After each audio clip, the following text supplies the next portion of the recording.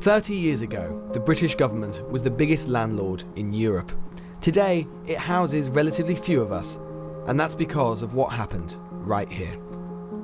You almost certainly won't recognise this street, but here in Essex, about 30 years ago, a revolution happened. It was actually the biggest privatisation in British history, and I'm not talking about electricity or gas, but the sale of British council houses. And actually the first one was just here, at the end of this street, sold for £8,000 all the way back in 1980. And it's just, as luck would have it, been sold again for £260,000. Somewhere along the line, a lot of people have made a lot of money from something that used to belong to all of us. And now the latest chapter in this right to buy story is about to start all over again, probably in a street near you. This may well be false hope. Newsnight has spoken to 50 chairs and secretaries of local Labour parties up and down the country who supported Jeremy Corbyn last time. Of these, 45 say that they would support and nominate Mr Corbyn again in the event of another leadership contest. And it's fair to say that they're not exactly happy with their Labour MPs. Mr Javid, hello. I was just wondering what your thoughts are of staying in the single market. Do you think we ought to? It's great to have you here. No, it's great to have you here. You're one of the few MPs we've seen. 1916 is about contested memory and history. 450 people died during the Rising. Thousands of Irishmen died at the Battle of the Somme, only months later fighting for the British Empire, commemorated here at the Irish War Memorial. The truth is, 1916 helped to create and cement the divisions we've known in Ireland for so long. Who should we remember? Those who fought against the Imperial British? So you haven't heard about the Prime Minister's New Deal in Europe? No. But you're going to vote to leave anyway? Yeah. Sorry, Chloe. I'm moving my... Sorry, Chloe. Sorry, it's just... Oh, it's she might Newsnight. know. Oh, Chloe, what do you think about the EU? Would you vote to stay or to leave? To leave, not to stay. Oh, which one? Huh? To stay? Why is that? No, to leave. Oh, to leave? Oh, right. How do you begin to tell a child that their father has died through terrorism? It's hard enough for adults to understand, let alone children. Bad people kill your dad. Why? Because they're very bad. I'm not even sure it's people, it's evil. Goodall is our man wading deep into Labour's grassroots. He's been talking to local parties today to try to establish whether the talks of deselection of MPs are real. So what have you been hearing? Well, as we've been hearing, Kirsty, this review is absolutely devastating for Labour. It means that around 13% of all of the PLP will just be eliminated, disappear from the electoral map overnight.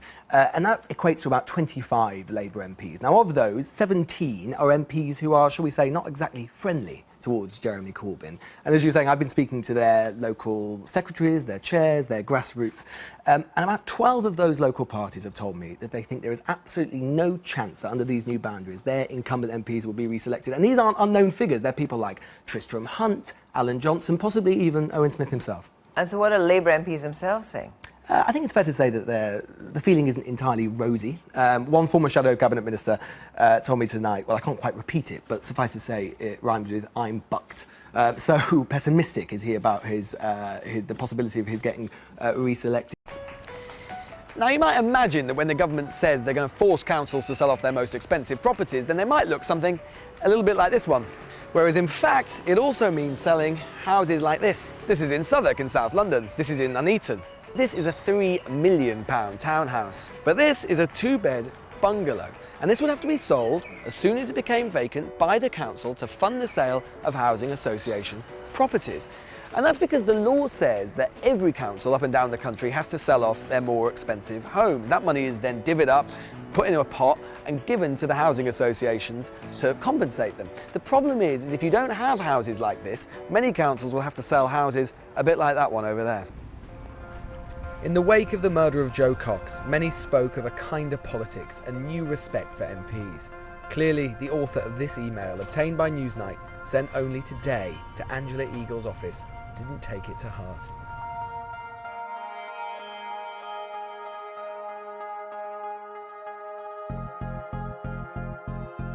Do you know what the customs union is? I do know what these things are because it's my job to know what these things are, but I don't think that, they're not terminology that we're going to go out. Could you tell us what they are? We're going to go out into the street. Could you explain to us what the customs union is? I could explain what the customs union is. I could explain to you what the single market is. I could explain to you what people think hard Brexit is, soft Brexit. But I just think these terms are not the terms. But just for the benefit of us, could you explain to us? Well, you know what they are, which is why you know what they. Well, the person who has been most touted is Angela Eagle. Do any of you have much enthusiasm for an Eagle candidacy? Not at all. I don't think the Labour Party should return to new Labour style. I also don't think we should have a return to the days of Michael Foot and have a split in the party, which led to the SDP. In the event of another leadership election, how many of you think that Jeremy Corbyn would likely win? And in the event of another leadership election, how many of you think you would likely vote for him yourself? You could say that Joseph Chamberlain was Britain's first truly modern political figure, a reformer, a political organiser, someone who was truly transformative. He turned Birmingham from being just a quiet provincial backwater into one of the most advanced and progressive cities anywhere in the world. And yet we don't really know who they are or much about them. We don't know how this small and complicated electorate is going to behave. Are they going to be like the Labour Party or the Republican Party and decide to defy their party establishment or buck the trend? The point is that it's never mattered more because about 130,000 people in places like this, in Hexham, are going to be deciding the next Prime Minister for 65 million of us. And that's never happened before. Dennis Healey went from communist firebrand at Oxford to Member of Parliament and later one of our longest serving Defence Secretaries. He was Chancellor in some of Britain's darkest economic days. He became the standard bearer of the Labour right. Dennis Healey making his last appearance. Newsnight has returned over the years to his East Sussex home, visiting for the final time just a few weeks ago for his last broadcast interview. How would he like to be remembered? I don't want to be remembered particularly. I think my proudest one is one that almost nobody knows.